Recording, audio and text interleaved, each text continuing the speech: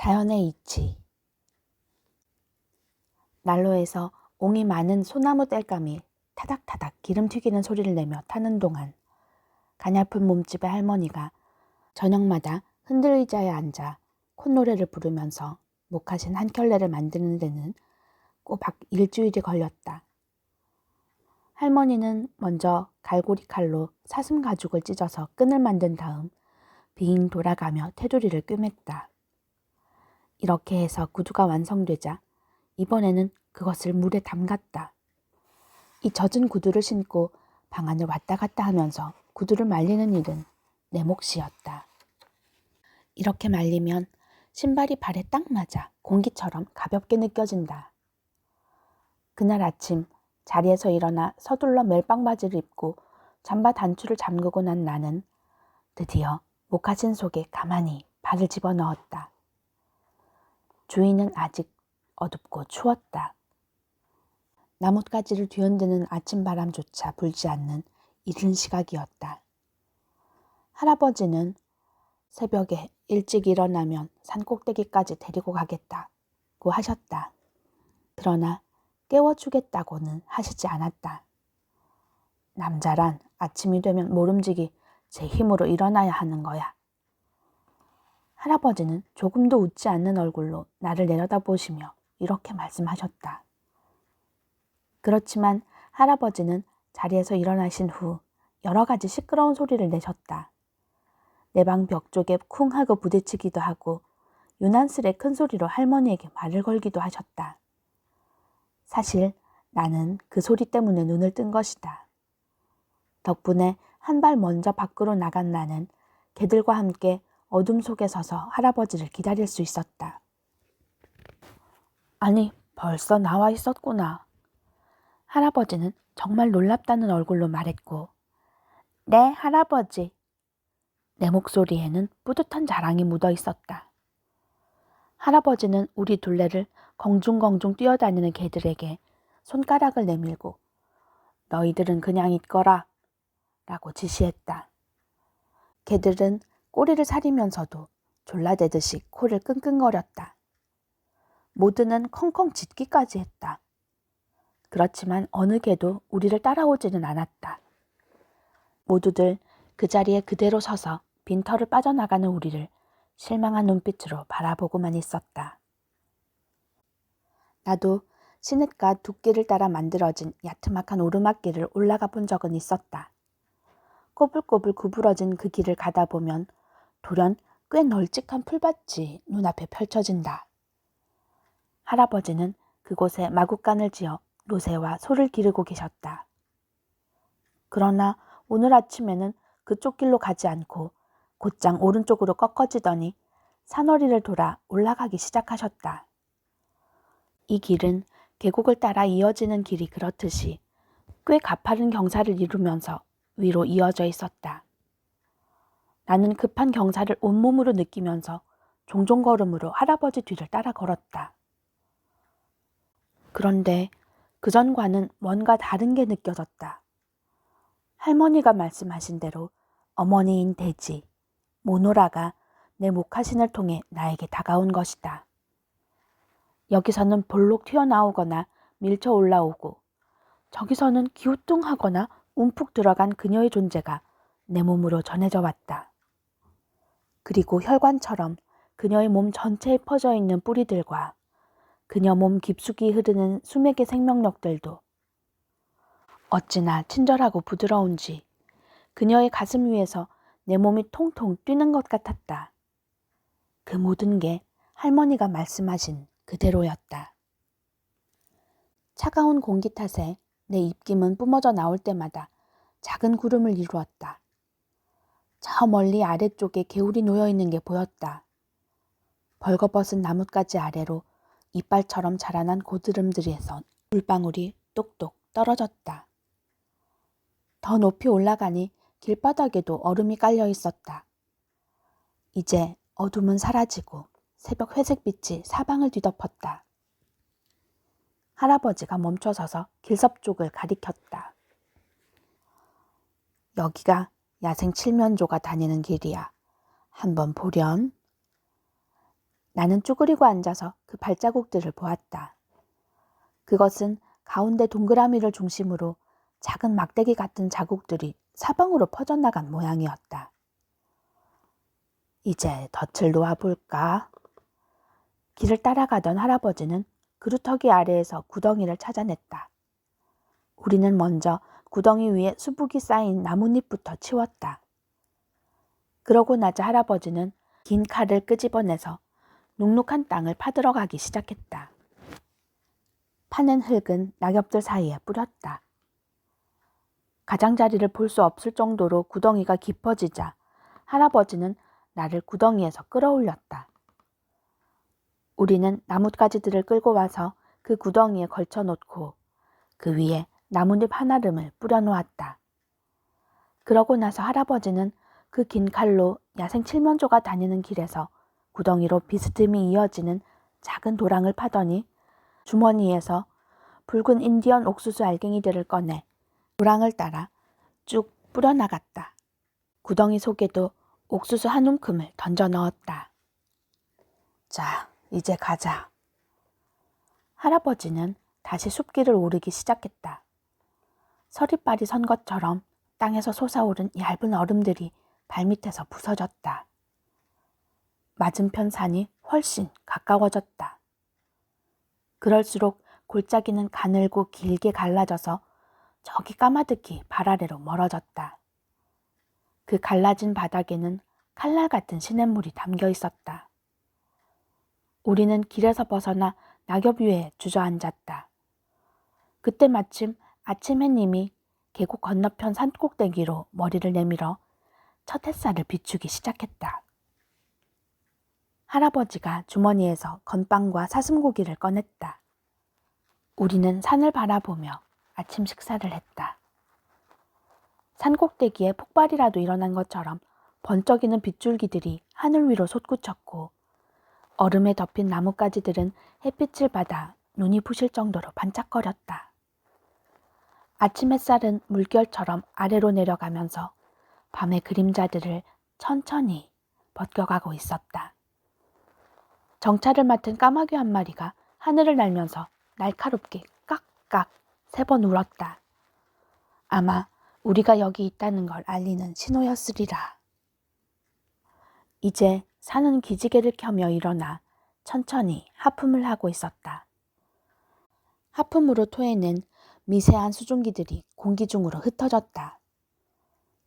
해가 나무에서 죽음의 갑옷인 얼음을 서서히 벗겨감에 따라 산 전체에서 살랑거리고 소곤거리는 소리들이 되살아났다. 할아버지도 나처럼 눈을 모으고 귀를 기울이고 계셨다. 아침바람이 나무 사이에서 낮은 휘파람 소리를 일으키는 것에 맞추어 산의 소리도 점점 커져갔다. 산이 깨어나고 있어. 산에서 눈을 떼지 않은 채 할아버지가 낮고 부드러운 목소리로 말씀하셨다. 그래요, 할아버지. 정말 산이 깨어나고 있어요. 그때 나는 다른 사람들은 잘 이해할 수 없는 어떤 것을 할아버지와 내가 함께 받아들이고 있는 중이라는 걸 깨달았다. 밤의 그림자는 이제 점점 더 아래로 밀려나더니 그리 넓지 않은 풀밭을 가로지르면서 뒷걸음질 쳤다. 풀들이 무성하게 자란 그 풀밭은 햇빛을 받아 물결처럼 반짝였다. 그 풀밭은 산의 품속에 폭 안겨있는 모양새였다. 할아버지가 손가락으로 가리키는 것을 보니 메추라기들이 퍼덕거리고 날아다니면서 풀씨를 쪼아먹고 있었다. 다시 손을 든 할아버지가 이번에는 얼어붙은 듯한 푸른 하늘을 가리켰다. 구름 한 점 없이 맑은 하늘이었는데도 처음에는 아무것도 보이지 않았다. 그러다가 저 멀리 하늘 가장자리 쪽에서 얼룩 같은 것이 점점 커지며 다가왔다.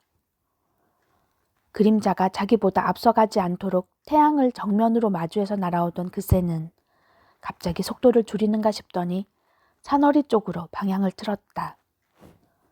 스키 선수처럼 순식간에 나무 꼭대기 위 하늘로 날아온 그 새는 날개를 반쯤 접더니 마치 갈색 총알처럼 푸른 하늘을 아니, 그보다 더 빨리 메추라기를 향해 날아왔다. 할아버지가 쿡 하고 웃으셨다. 저놈은 탈콘이란다. 메추라기들이 후두두 날아오르며 잽싸게 숲 쪽으로 달아났다. 한데 그만 한 마리가 쳐지고 말았다. 매는 바로 그놈에게 달려들었다. 깃털이 하늘로 흩어지고 두 마리 새는 한데 엉켜 땅으로 떨어졌다.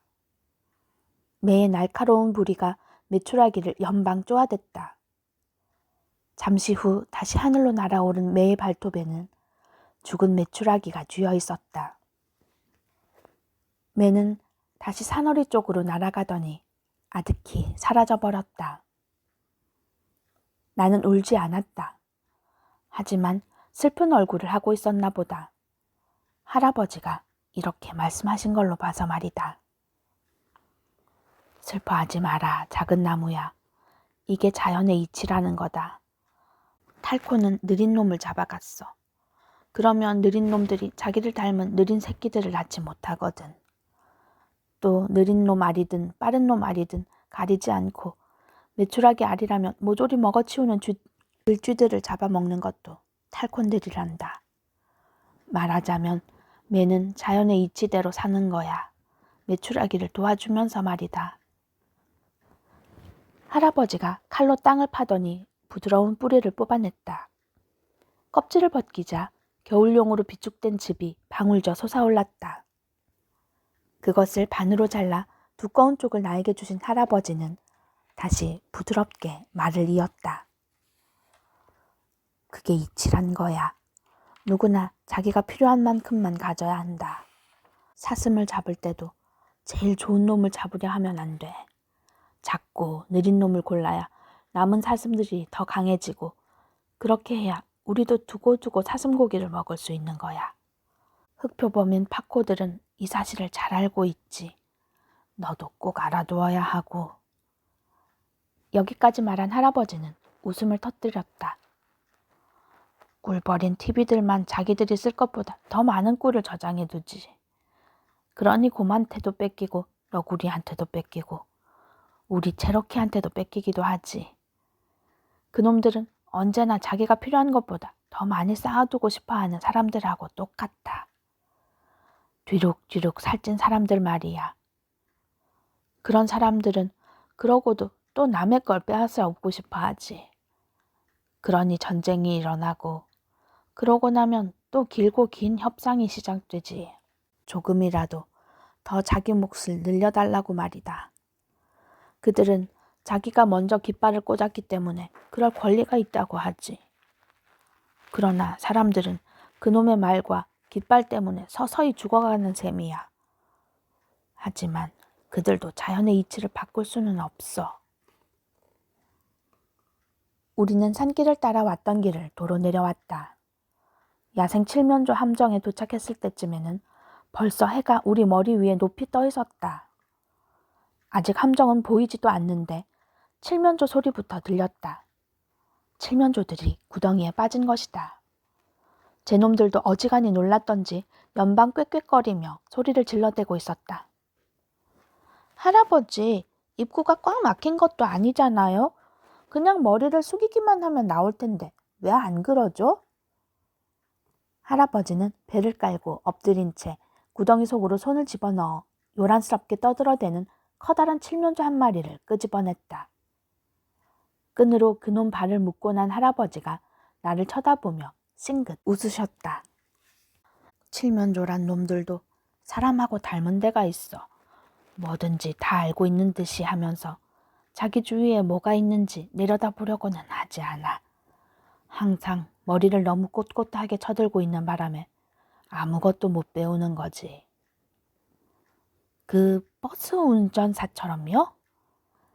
나는 할아버지를 몰아세우던 그 버스 운전사를 잊을 수가 없었다. 버스 운전사? 의아한 얼굴로 되묻던 할아버지는 그제야 생각이 났는지 웃음을 터뜨렸다. 구덩이 속에 머리를 넣어서 또 다른 칠면조를 꺼내는 동안에도 할아버지는 웃음을 멈추지 않으셨다. 그래, 그 버스 운전사처럼. 그 사람도 지금 이 칠면조처럼 꾀꾀거려 댔으니까 그럴지도 모르지. 하지만 작은 나무야, 그건 어디까지나 그 사람이 짊어져야 할 짐이란다. 우리한테는 아무 문제도 없으니까 신경 쓸 필요 없단다. 할아버지는 다리를 묶은 칠면조들을 땅바닥에 늘어놓았다. 모두 6마리였다. 그놈들을 손가락으로 가리키면서 할아버지가 다시 말을 이었다. 나이는 대충 다 비슷한 것 같다. 벼 두께를 보면 나이를 알 수 있거든. 우린 3마리면 충분하니까 작은 나무야. 네가 골라보렴. 나는 그놈들 주위를 빙 돌다가 땅에 털썩 주저앉아서 한 놈 한 놈 자세히 관찰했다. 그러다가 일어나서 다시 그 둘레를 한 바퀴 돌았다. 신중해야 했다. 결국 나는 손과 무릎으로 땅바닥을 짚고 칠면조들 사이를 기어다니면서 비교를 하고 나서야 그 중에서 가장 작은 새놈을 집어낼 수 있었다. 할아버지는 아무 말도 하지 않고 나머지 3마리의 다리를 묶인 끈을 풀어주었다. 풀려난 놈들은 날개를 파닥거리면서 저 아래쪽 산허리로 달아나 버렸다. 남은 3마리 중 2마리를 어깨에 짊어진 할아버지가 다른 1마리를 가리켰다. 저놈은 네가 가져갈 수 있지? 네, 할아버지. 대답은 했지만 과연 내가 잘했는지 알 수가 없었다. 뼈가 두드러진 할아버지 얼굴에 장난스런 웃음이 서서히 번져갔다. 네 이름이 작은 나무가 아니었더라면 작은 매라고 했을 게야. 나는 할아버지를 따라 산길을 내려왔다. 칠면조가 무거웠지만 어깨를 누르는 무게조차 기분 좋게 느껴졌다. 해는 벌써 저편 산으로 기울고 있었다. 길가 나뭇가지들 사이로 비쳐드는 햇빛 덕분에 앞길은 황금빛 줄무늬로 어른거렸다. 이렇게 늦은 겨울 오후가 되면 바람도 자게 마련이다. 앞서가던 할아버지가 콧노래를 흥얼거리는 소리가 들려왔다. 이 시간이 영원히 계속될 수 있다면 좋을 텐데. 내가 할아버지를 기쁘게 해드렸다. 나도 그 이치란 걸 배운 것이다. 지는 겨울에 받으며 산길을 걷다 보면, 길 위에 난 발자국 따라 걷다 보면 오두막집으로 이어지지. 야생 칠면조 다니는 길로. 이게 바로 체로키의 천국이라네. 산꼭대기로 눈들어 아침의 탄생 지켜보렴. 나뭇가지 사이로 지나는 바람의 노래 들어보렴. 대지인 모노라에서 생명이 솟는 걸 느껴보렴. 그럼 체로키의 이치를 알게 될 거야. 새벽이 올 때마다 삶 속에 죽음 있고 죽음 속에 생명 있음을 알게 되리니 지혜를 배우면 세상의 이치를 알게 될 거야. 체로키의 영혼을 느낄 수 있을 거야.